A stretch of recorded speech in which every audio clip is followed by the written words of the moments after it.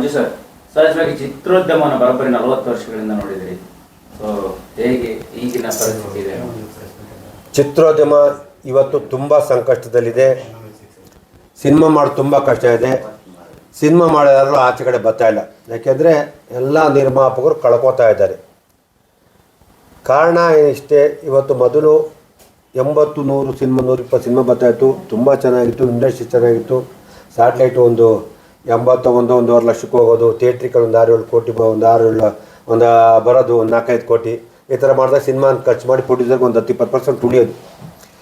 ಏಕಾಏಕಿ ಕೊರೋನಾ ಆದಮೇಲೆ ನಮಗೆ ಈ ಕೋವಿಡ್ ಬಂದಂಥ ನಂತರ ಚಿತ್ರರಂಗ ಏನಾಯಿತು ಅಂದರೆ, ಸ್ಯಾಟ್ಲೈಟ್ ಡಿಜಿಟಲ್ಲು ಮಾರ್ಕೆಟು 5 ಕೋಟಿ 6 ಕೋಟಿ ಹಿಂಗೆ ಹೋಗ್ಬಿಡ್ತು. ವ್ಯಾಪಾರ ಜಾಸ್ತಿ ಆಯಿತು.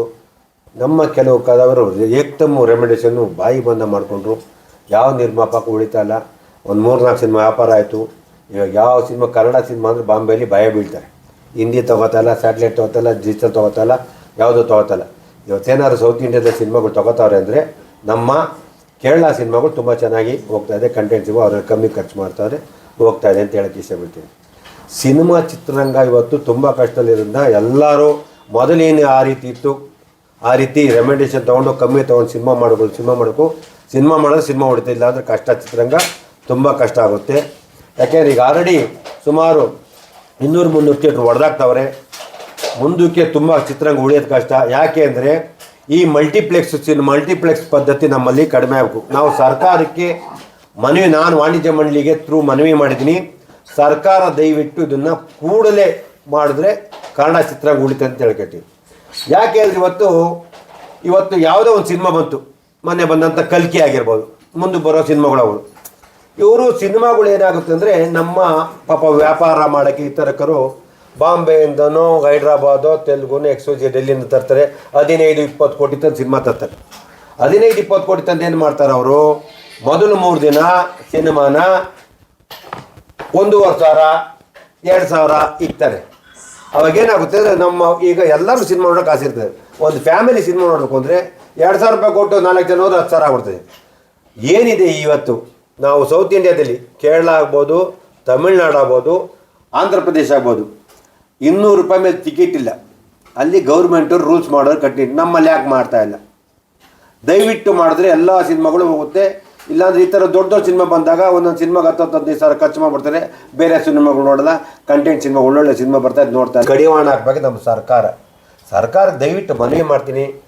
ಸನ್ಮಾನ್ಯ ಸಿದ್ದರಾಮಯ್ಯ ಸಾಹೇಬರು ದಯವಿಟ್ಟು ಮನಸ್ಸು ಮಾಡಿದ್ರೆ ಸರ್ಕಾರ ಇದನ್ನು ಕೂಡಲೇ ಕಡಿವಾಣ ಹಾಕಿ ಎಲ್ಲ ಸಿನಿಮಾಗಳು ಹೋಗ್ತದೆ. ಇಲ್ಲಾಂದರೆ ಸಿಂಗಲ್ ಥಿಯೇಟ್ರುಗಳು ನಾಶನ ಆಗ್ಬಿಡ್ತದೆ. ನಿರ್ಮಾಪಕರು ರೋಡ್ ಬಂದ್ಬಿಟ್ಟವ್ರೆ, ಖಾಲಿ ಆಗ್ಬಿಟ್ಟವ್ರೆ. ಇವತ್ತು ನಾವು ಕನ್ನಡ ಚಿತ್ರರಂಗದಲ್ಲಿ ದಿಗ್ಗಂತ ನಿರ್ಮಾಪಕರು ಅಂತ ಯಾರಿದ್ರು, ನಮ್ಮ ದ್ವಾರಕೀಶ್ ಅವರು ಇದ್ದರು, ನಮ್ಮ ರವಿಚಂದ್ರ ಅವರು ಇದ್ದರು, ಆಮೇಲೆ ಧನರಾಜ್ ಅಂತಿದ್ರು, KCN ಕುಮಾರ್ ಇದ್ದರು, KCN ಚಂದ್ರ, ಎಲ್ಲ ಖಾಲಿ. ಎಲ್ಲ ಹುಡುಗರು ದಯವಿಟ್ಟು ಎಲ್ಲ ಲಾಸಲ್ಲಿದ್ದಾರೆ ಹೊರತು ಯಾರು ಲಾಭದಲ್ಲಿಲ್ಲ. ತುಂಬ ಕಷ್ಟ ಇದೆ.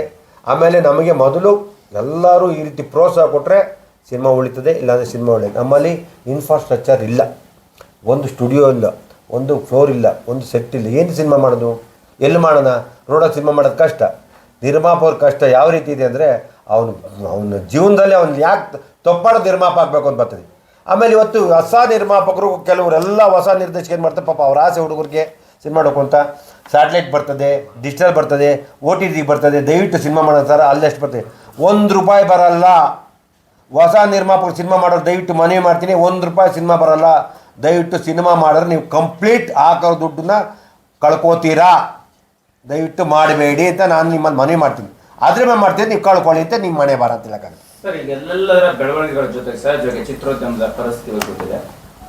ಲಂಕೇಶ್ ಪತ್ರಿಕೆ ಸಿನಿಮಾ ಮಾಡಿದ್ರು ದರ್ಶನ್ ಅವ್ರಿಗೆ. ಆ ಸಂದರ್ಭದಲ್ಲಿ ದರ್ಶನ್ ಅವ್ರು ಹೆಂಗಿತ್ತು, ಈ ಸ್ಟಾರ್ ಸಿನಿಮಾಗಳ ಪರಿಸ್ಥಿತಿ ಹೆಂಗಿತ್ತು? ಅವತ್ತಿನ ದಿನ ದರ್ಶನ್ ನೋಡಿದಾಗಲೂ ಅದೇ ರೀತಿ ಇದೆ, ಇವತ್ತು ದರ್ಶನ್ ನೋಡಿದಾಗ ಇದ್ದೀರಿ.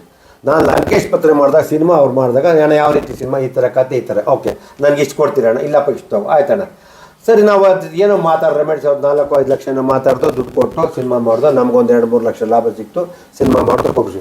ದರ್ಶನ್ ನೋಡ್ದು ಒಂದೇ ಒಂದು ಬುದ್ಧಿ, ಯಾಕೆಂದರೆ ಅವರು ತುಂಬ ಬಡತನದಿಂದ ಬಂದಿದ್ದಾನೆ, ತುಂಬ ಕಷ್ಟ, ಹಸಿವು ಕಷ್ಟ, ಅವನೆಲ್ಲ ಜೀವನ ನೋಡ್ಬಿಟ್ಟಾನೆ.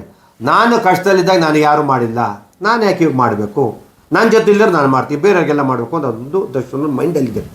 ಆಮೇಲೆ ಅವ್ನು ಕೆಟ್ಟೋನು ಅಂತೂ ಅಲ್ಲ ದರ್ಶನ್, ನಾವೆಲ್ಲ ಅನ್ಕೋತೀವಿ ಅಲ್ಲ ಇಲ್ಲ. ಯಾಕಂದರೆ ವ್ಯಾಪಾರ. ಸರ್ ನನ್ನಿಂದ ನಿಮ್ಗೆ ಒಳ್ಳೇದಾಗುತ್ತಾ, ಬನ್ನಿ ಸಿನಿಮಾ ಮಾಡೋಣ, ನಿಮ್ಗೇನು ಕೊಡ್ತೀರಾ ಕೊಡಿ.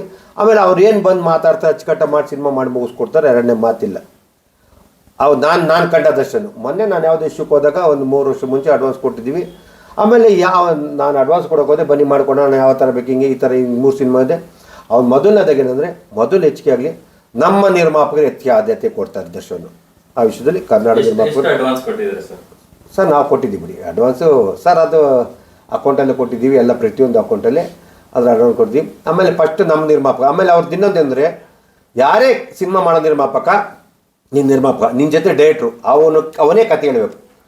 ನನಗೆ ಸಿನಿಮಾ ತೆಗಿಯೋದೇ ಕತೆ ಹೇಳೋದು, ನಾನು ಸಿನಿಮಾ ಮಾಡ್ತೀನಿ. ಯಾರೋ ಬಂದು ಕತೆ ಹೇಳ್ತಾನೆ, ತೆಗಿಯೋದು ಬೇರೆ ಆಗುತ್ತೆ, ತಪ್ಪಾಗುತ್ತೆ, ಬಡ್ಜೆಟ್ ಜಾಸ್ತಿ ಆಗುತ್ತೆ. ದರ್ಶನ್ ಅವ್ರ ಪ್ರಿನ್ಸಿಪಾಲ್ ಕರೆಕ್ಟಾಗಿದೆ, ನೀನು ಕತೆ ಹೇಳೋದೇ ಸಿನಿಮಾ ಮಾಡಿ, ಕರೆಕ್ಟು, ತಪ್ಪೇನಿಲ್ಲ. ಆಮೇಲೆ ಅವರು ಮಾತಾಡೋ ರೇಟು, ನನಗೆ ಇಷ್ಟು ಕೊಟ್ಟರೆ ನಿಮ್ಗೆ ಒಳ್ಳಿತದೆ, ನನಗೆ ವ್ಯಾಪಾರ ಇದ್ರೆ ತಾನೇ ಕೊಡ್ತೀರಾ, ಇಲ್ಲ ಯಾಕೆ ಕೊಡ್ತೀರಾ?